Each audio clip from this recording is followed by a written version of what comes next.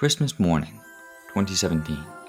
Milk and cookies gone, fireplace cooking, breakfast is made, and under my Christmas tree sat a copy of The Legend of Zelda Breath of the Wild, the greatest game of all time. I'll have gone on to beat it 4 times, put in 450 hours, and spend all of 2019 through 2023 waiting for its sequel, watching every speculation video and counting down the days to every direct. 4 years later to that day, on Christmas morning 2021, in one of my presents, after hearing 3 years worth of non-stop praise about its glory, sat the best work a critically acclaimed gaming studio has ever done. The Legend of Zelda, Tears of the Kingdom, and Red Dead Redemption 2. 2 of not only the best open world games ever, but 2 of the best games of all time. And only one game will come out on top.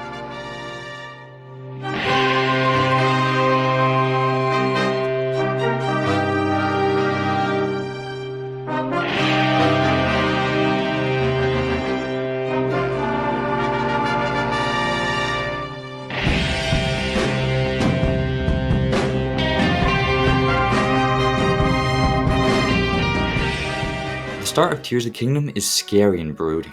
You're with Zelda in a deep cavern below Hyrule. As you travel deeper, the music gets louder and more eerie. You see these creepy statues and murals from an ancient civilization. You can feel everything growing more evil as you descend. Finally, when you get down the seemingly bottomless hole, you reach the corpse of Ganondorf.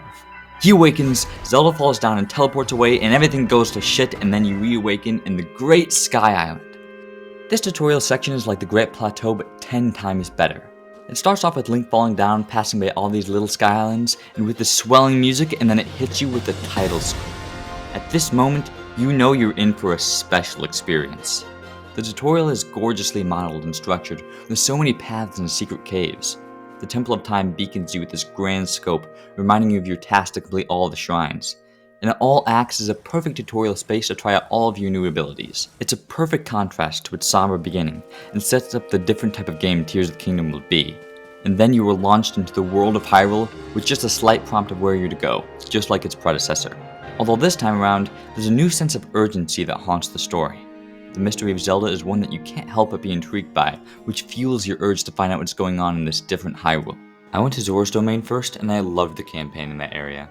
Trying to solve what was going on with the region and Zelda, I would get a clue about where to go next and I'd ask around. Oh, this guy knows something about it. Go to this spot and someone else has a clue. Do something here. Another clue. It's confusing and nobody seems to know. Oh wait, this guy's a historian expert. He should know. Now I know what to do. Go to the fish island, fight the boss, go underground, and now you're in the sky dungeon. All of the dungeons were pretty fun to do, and it was cool to see them revert back to the old formula of doing a mini-boss, complete a dungeon, then fight the final boss. I just wish the campaigns for each area were a bit longer. Some of these were really short and I'd love to make them have me running all around the region, solving mysteries and piecing together what's happening, but they go over pretty quickly. The final bosses are also really easy, like beat in 1 try easy. Except this motherfucker. Fuck you. The structure of Red Dead Redemption 2 is a lot less simple. A lot of the missions have you riding your horse cross-country to one guy, riding it again to another area, then riding it back to the shelter. But they make up for this by having interesting dialogue with the other character you're doing a mission with. Most of the time it's nothing deep, just talking about their life, what they've been up to, and how they feel about Dutch. But every character is so well written and unique in their own way that it makes you incredibly endeared to each. Whenever something happens, you always want to know how each character will react, and soon enough, you'll know everyone well enough that you'll know what they're thinking without them even saying anything. The camp is this beautiful location with all these colorful personalities mix and interact. Most of the time they'll all be doing their separate thing, but sometimes they'll have a party and you can spend the whole night just sitting by the fire and playing poke with the gang members, listening to them sing or tell stories. And even though these aren't real people, you feel so comforted by their presence. This is where Red Dead Redemption 2 shines. After a while you start to sense a pattern in how the missions play out. You and your partner make a plan, you execute it, shit hits the fan, shoot up. But this is okay because the shooting is satisfying and is accompanied by bombastic western music feeding your killing spree. Most of the time you'll be auto-aiming with your rifle and insta-killing with headshots. Tears of the Kingdom combat is a little bit more broad. The base combat remains from Breath of the Wild like flurry rushing and parrying, but now messing around with enemies has been improved greatly with the help of abilities. The new runes you get in the game are the stars of the show. Ascend is a really helpful quality of life improvement, allowing you to skip large climbing sections and get out of perilous situations quickly. Fuse makes it so that you can connect any item to your bow, weapon, or shield. This allows for tons of experimentation with items. You can fuse a bomb to your shield and shield jump to shoot in the air. You can fuse a type of flower to your bow and trick enemies into fighting each other. You can even fuse an apple to a sword, which doesn't do anything. Being able to fuse weapons together to make an even stronger weapon makes me way more inclined to fight enemies so I can get better materials to make even better weapons. Rewind is another great ability that can be used in so many ways. You can move around platforms, stand on them, then rewind them to get to higher locations, turn back enemy attacks, and save items that fall off Sky Islands. The first three abilities are really fun and useful, but the best one by far is Ultra Hand.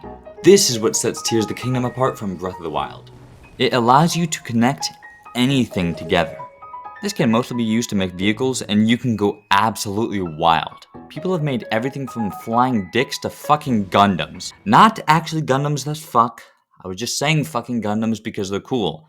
Although somebody probably has made those. I mean, this shit is close.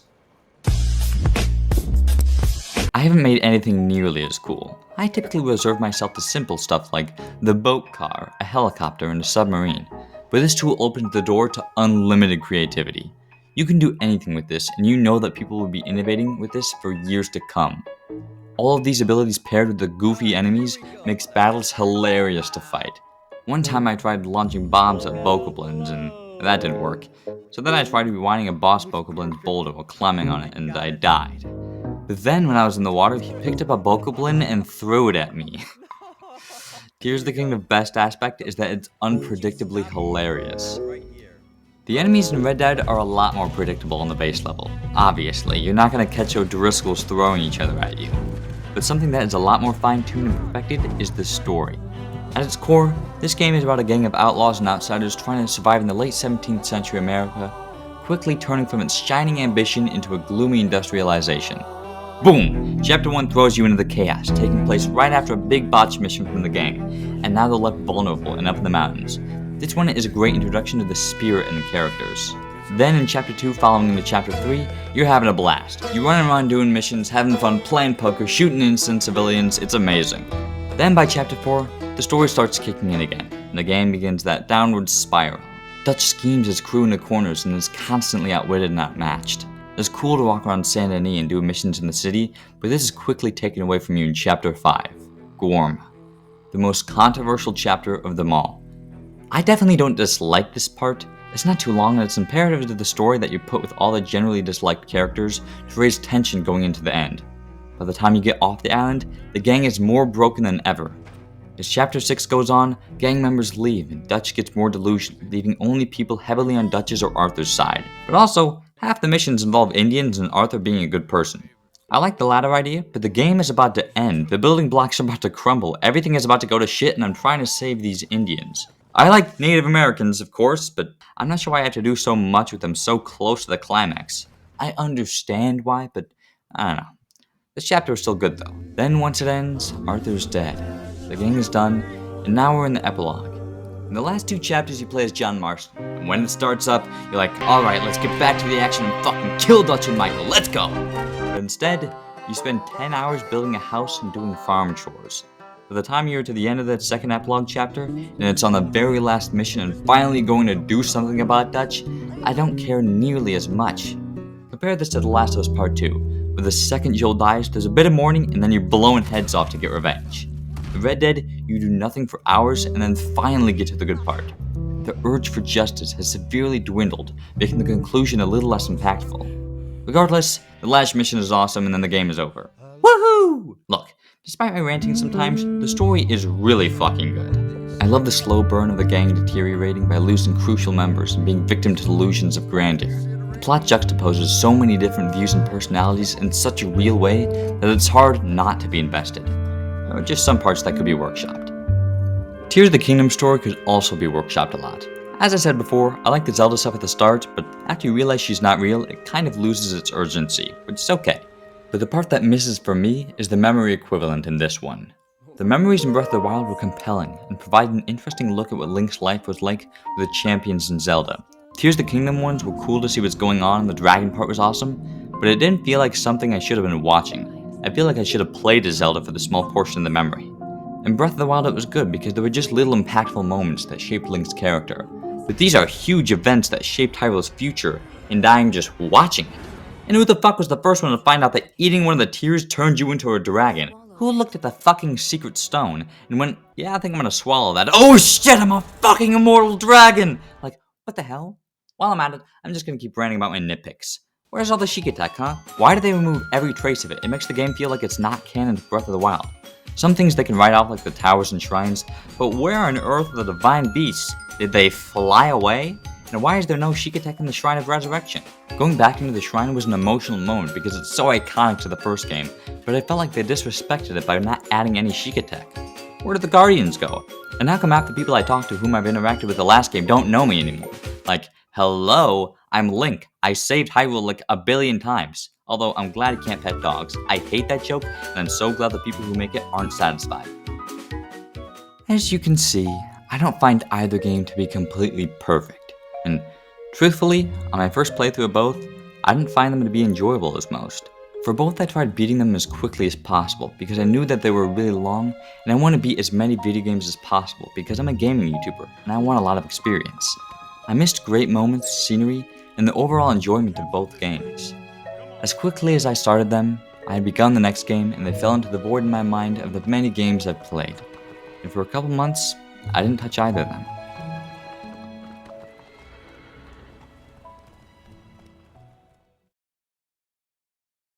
Then one night, I was playing Final Fantasy XVI, and I was on my 5th 20-minute cutscene in the span of 2 hours, and I felt the urge to play some nice, calming open-world games. So I started re-downloading Red Dead 2 while playing Tears of the Kingdom on my same account. But this time, I just went exploring. No destination really, I just walked off. My entire journey, I only did one thing of note. I made this goofy contraption and hit a monster with it. The rest of my time was spent climbing mountains, exploring caves, and hiking through forests. And wow. It was amazing. The open world of Tears of the Kingdom is almost identical to Breath of the Wild, but surprisingly fresh. Instead of thinking, I wonder what's over there, the new question is, I wonder what's changed over there. The world offers endless possibilities to exploration and combat, to which an entire night's worth of gameplay can be powered off of pure imagination. My favorite location to explore is Akala, because it feels so secluded from the rest of the world, but not outcast like some other areas. You can walk up a mountain by the coast and just listen to the incredible track. The two big new additions to the map are the Depths and the Skylands, both polar opposites. The Depths takes an eerie element of Breath of the Wild and dials it up to 11. The moment you fall down there for the first time, everything is pitch dark except maybe a flicker in the distance and you have no idea what's happening. The whole time your heart is racing because you can't see anything, and you sigh in relief and then mad dash every time you see a light route. Eventually, as you explore more, you realize the developers just remade the entire map of Hyrule but underground. Like, the whole thing. It's awesome. On the other end of the spectrum, we have the Sky Islands, which, rather than giving you a heart attack, are made for relaxation. Some are hard to get to, but once you're up there aren't many enemies, and the nature is gorgeous, and a soothing song plays telling you that it's okay. I know there's crazy shit going on down there, but you're in the sky now. All of the villages are filled with side content and goofy characters that make exploring them worthwhile. In this one, you have to influence a mayoral election between a farmer and a fashionista. In this one, you have to rebuild their town. And in this one, there's a roller coaster. I love this guy because he's a funny bird. Tears of the Kingdom is not shy about reminding its players why it's such a great game. After many hours of playing, it was super late and time for me to head to bed. The next night, I booted up Red Dead, restarted my file, and played through the first chapter again. This time, I was able to pick up on little things, like Micah's betrayal hinted at from the start. The character is more loyal to Dutch, hesitant about telling you what happened in Blackwater. Character arcs are already starting to form. The second I completed Chapter 1 and got to the new camp, I checked my map, noted where the first missions were, and went in the complete opposite direction. This time, I wasn't worried about rushing story missions, because I didn't have to do any of them. I can already say I've beaten the game, so now I wanted to explore the open world, something I had neglected previously. On my first playthrough, I rode past every interesting location to the mission because the game was already going to take forever, so why make it even longer by checking out an abandoned barn? I discovered that the open world is incredibly intricate. You don't feel like this world was built around you. Rather, it feels like it's always been here and you're just living in it like everyone else. Every NPC has a realistic daily routine. There's a YouTube video of a guy who followed an NPC around all day, and what you see is nothing like any other game. The landscape is gorgeous and filled with wildlife and hidden secrets. The best parts in this game come from riding around and doing whatever comes to mind. You can hunt for animals and set up campfires. You can really tell that this world was meant to be explored. This time, I stopped at every house and location. I helped people out and talked to them when I could. But most importantly, I spent time with my favorite gang members, ones who had died along the way of playing my first time. And since during that first playthrough I'd rushed through every mission, sped up every conversation, and stalled for time at every party, my favorite characters disappeared quickly. Every new chapter whizzed by and got bleaker and bleaker until they were all dead and I was left with Dutch and his crew. I was focusing so much on completing the game as fast as possible that I didn't even try to stop to appreciate what I had. The beautiful world around me, the great people I could enjoy it with. And as corny and dumb as this may sound, I started to understand that this is just like real life. All throughout my middle and high school career, I was just trying to get to college as quickly as possible. I just gotta get to the next class, that next weekend, that next break, that next grade. My middle and high school years came and went, and I got through it as quickly as possible, but was that a mistake? I'm about to go off to college and I'm excited, but now that I'm looking back, I don't know if I spent all the time I wanted to with my friends, family, girlfriend. Am I gonna look back at my life like I did with Zelda and Red Dead and wish that I got to do it again? Wish that I got to do another playthrough? Because I don't know how much time I really have with them left. So what I'm saying to you is that when you play these games, don't be letting the story. Take your time, climb that mountain, talk to that stranger, do that side quest, take that detour. Fuck it, just set down the game for a second, go somewhere with your friend, or play a game with your family. It might just make their day. Take their time, because we've only got one life. Red Dead Redemption 2 gets an A, and Tears of the Kingdom gets an A+. Like and subscribe, motherfucker.